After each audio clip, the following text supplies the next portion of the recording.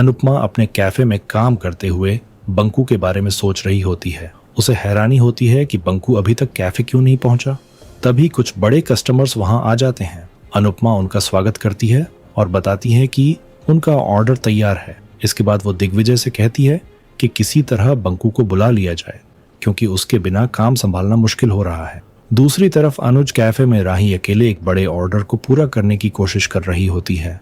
पूरे किचन में धुआं फैला हुआ होता है और राही बुरी तरह परेशान दिखाई देती है। उसे पता चलता है कि प्रेम तेज बुखार की वजह से सो रहा है। वो सोचती है कि प्रेम की तबीयत खराब है, श्रुति अपने काम में बिजी है और बाकी कोई मदद करने वाला भी नहीं है। ऐसे में उसे अकेले ही सब कुछ संभालना होगा।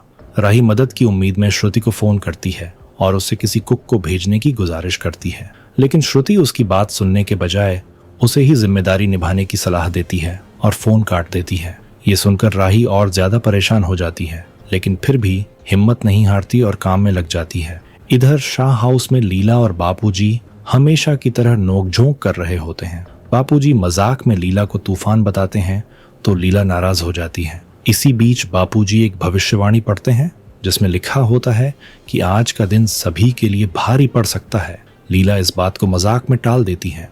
इसके बाद लीला बंकू को आवाज लगाती है ताकि वो उनके लिए दाल चीनी वाली चाय बना सके, लेकिन बंकू कहीं दिखाई नहीं देता। बापूजी लीला को समझाते हैं कि बंकू हमेशा उनकी मदद करता है, इसलिए उन्हें उसके साथ थोड़ा प्यार से पेश आना चाहिए।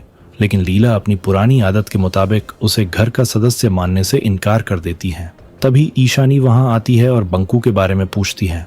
जब उसे पता चलता है कि किसी ने भी बंकू को नहीं देखा तो वो परेशान हो जाती है। उसे डर लगने लगता है कि कहीं बंकू सचमुच घर छोड़कर तो नहीं चला गया। दूसरी तरफ कैफे में अनुपमा और दिग्विजय ऑर्डर तैयार कर रहे होते हैं। तभी बंकू वहां पहुंच जाता है, लेकिन उसका चेहरा बुझा हुआ होता है। दिग्विजय को वो बताता है कि वो जाने वाला था, लेकिन अनुपमा से मिले बिना नहीं जा पाया। अनुपमा बंकू को देखकर खुश हो जाती है और कहती है कि उसके आने से अब सारा काम आसानी से हो जाएगा। लेकिन बंकू की उदासी देखकर उसे महसूस होता है कि जरूर कोई बड़ी बात है। तभी ईशानी भी वहां पहुंच जाती है। इसी दौरान प्रेरणा घबराई हुई हालत में कैफे के अंदर दौड़कर आती है। वो बताती है कि अनुज कैफे से बहुत ज्यादा धुआं निकल रहा है और वहां खाना जलने की तेज बदबू आ रही है। साथ ही वो ये भी बताती है कि वहां राही बिल्कुल अकेली है और प्रेम या श्रुति में से कोई भी उसके साथ नहीं है। ये सुनते ही अनुपमा के होश उड़ जाते हैं। वो बिना एक पल गंवाए दिग्विजय, बंकू और बाकी लोगों के साथ अनुज कैफे की तरफ निकल पड़ती है। उधर अनुज कैफे का हाल बहुत खराब हो चुका होता है। पूरा किचन धुएं से भर जाता है। राही लगातार खांस रही होती है और उसकी हालत बिगड़ती जा रही होती है। काम के दबाव और धुएं की वजह से उसका संतुलन बिगड़ जाता है और वो गिरने लगती है। लेकिन तभी अनुपमा सही समय पर वहां पहुंच जाती है और राही को गिरने से बचा लेती है। फिर दिग्विजय, बंकू और बाकी सभी लोग मिलकर ऑर्डर पूरा करने में जुट जाते हैं। लेकिन अनुपमा को वहां देखकर राही परेशान हो जाती है। उसे प्रेम की बातें याद आने लगती हैं।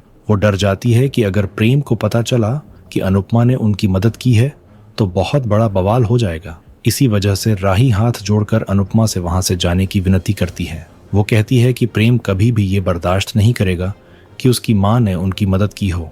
अनुपमा राही से कहती है कि हम लोग सिर्फ कुछ देर के लिए अपने कैफे का काम छोड़कर यहाँ आए हैं। अगर सब मिलकर काम करेंगे तो 50 लोगों का ये बड़ा ऑर्डर भी समय पर पूरा हो जाएगा। फिर वो राही से पूछती है, तुम ही बताओ, प्रेम की ईगो ज्यादा जरूरी है या फिर प्रेम की इज्जत?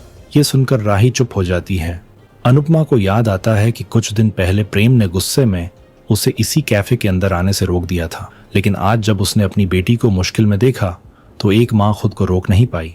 अनुपमा इमोशनल होकर कहती हैं, जब मैंने तुझे गिरते देखा तो मैं सब कुछ भूल गई। एक माँ सिर्फ अपनी बेटी को बचाना जानती है। इसके बाद वो अंश और बाकी लोगों से जल्दी जल्दी काम शुरू करने के लिए कहती है। सभी लोग पूरी मेहनत से काम में जुट जाते हैं। राही हैरानी से देखती है कि जिन लोगों से उसका रिश्ता टूट चुका है वही आज उसकी मदद के लिए खड़े हैं। दूसरी तरफ प्रेम तेज बुखार में तप रहा होता है। वो कैफे जाने के लिए निकलता है, लेकिन ख्याति उसे रोक लेती है। वो समझाती है कि उसकी तबीयत बहुत खराब है और उसे आराम करना चाहिए, लेकिन प्रेम कहता है कि इतना बड़ा ऑर्डर दांव पर लगा है और अगर वो पूरा नहीं हुआ तो उनके कॉम्पिटिटर को फायदा मिल जाएगा। ख्याति प्रेम को समझाने की कोशिश करती है कि वो कैफे या बिजनेस के लिए नहीं बल्कि अनुपमा के खिलाफ अपनी नफरत की वजह से वहां जा रहा है। वो कहती है कि ये बुखार सिर्फ बीमारी का नहीं बल्कि उसकी नफरत और जुनून का नतीजा है।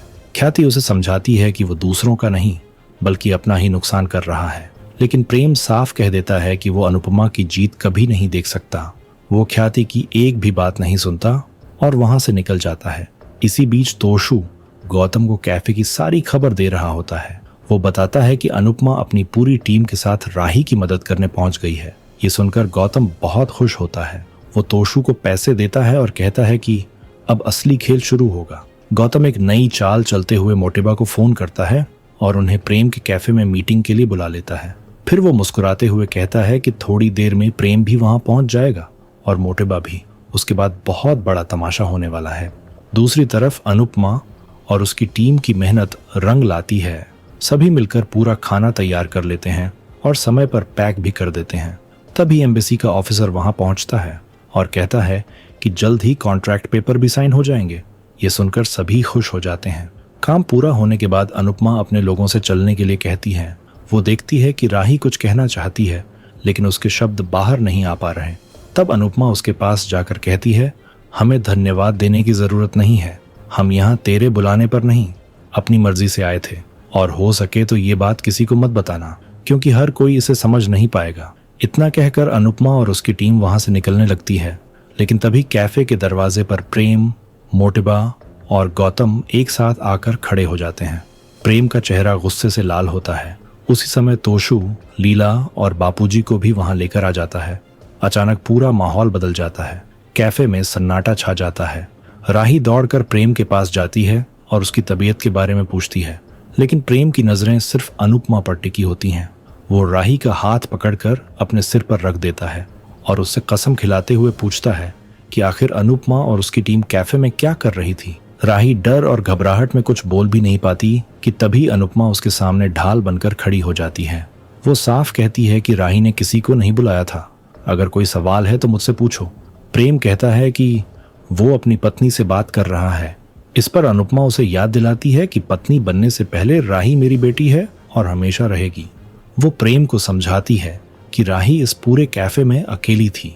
इतना बड़ा ऑर्डर था, कोई स्टाफ मौजूद नहीं था और प्रेम खुद भी वहां नहीं था। ऐसे में राही अकेले सब कुछ कैसे संभालती। वो तो सिर्फ प्रेम की इज्जत और उसके बिजनेस को बचाने की कोशिश कर रही थी। लेकिन प्रेम अपनी गलती मानने की बजाय राही पर ही आरोप लगाने लगता है। वो कहता है कि सिर्फ एक दिन में ही राही कैफे नहीं संभाल पाई।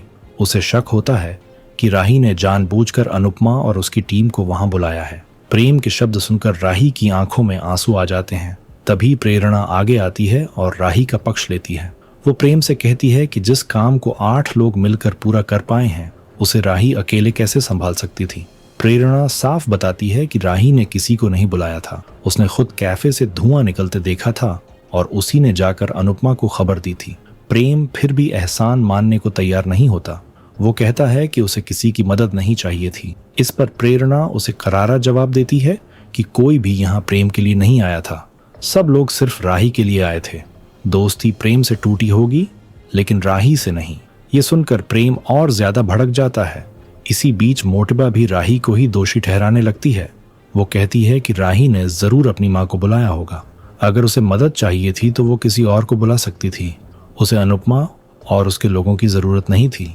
मोटेबा ताना मारते हुए कहती है कि जिन लोगों की परछाई तक कैफे में नहीं पड़ने दी गई थी वही आज कैफे के अंदर कैसे आ गए। तभी दिग्विजय कहता है कि राही ने किसी को नहीं बुलाया था। पूरा ऑर्डर तैयार हो चुका है और उसका फायदा भी प्रेम के कैफे को ही मिलने वाला है। फिर भी सब लोग राही और अनुपमा को ही दोष दे रहे हैं। दिग्विजय कहता है कि उन्होंने जो किया अपनी खुशी से किया है, उन्हें किसी धन्यवाद या एहसान की जरूरत नहीं है। दिग्विजय की बातें सुनकर प्रेम अपना आपा खो देता है। वो ऊंची आवाज में उसे चुप रहने के लिए कहता है। इसके बाद माहौल और भी ज्यादा खराब हो जाता है। आने वाले एपिसोड में देखने को मिलेगा प्रेम एक जली हुई मोमबत्ती उठाता है और अनुपमा की नकली आरती उतारने लगता है। वो ताने मारते हुए कहता है कि अगर त्याग और महानता की देवी कैफे में आई हैं तो उनकी आरती तो बनती है। अनुपमा तुरंत मोमबत्ती बुझा देती है। फिर प्रेम अपना गुस्सा राही पर निकालता है। वो कहता है कि अगर राही को अपनी माँ का साथ इतना पसंद है तो वो उसी के साथ चली जाए।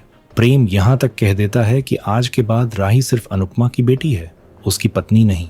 ये सुनकर राही पूरी तरह टूट जाती है और रोते हुए उसे समझाने की कोशिश करती है, लेकिन प्रेम उसकी एक बात भी सुनने को तैयार नहीं होता। अनुपमा प्रेम को चेतावनी देते हुए कहती है कि अगर उसकी बेटी की आंखों में एक भी आंसू आया तो वो हर बार उसके साथ खड़ी मिलेगी, चाहे कोई कुछ भी कहे। एक माँ को अपनी बेटी तक पहुंचने से कोई नहीं रोक सकता। अब आपसे एक छोटा सा सवाल है, आपके हिसाब से राही को किसे चुनना चाहिए, प्रेम को या फिर अनुपमा को? कमेंट करके जरूर बताएं।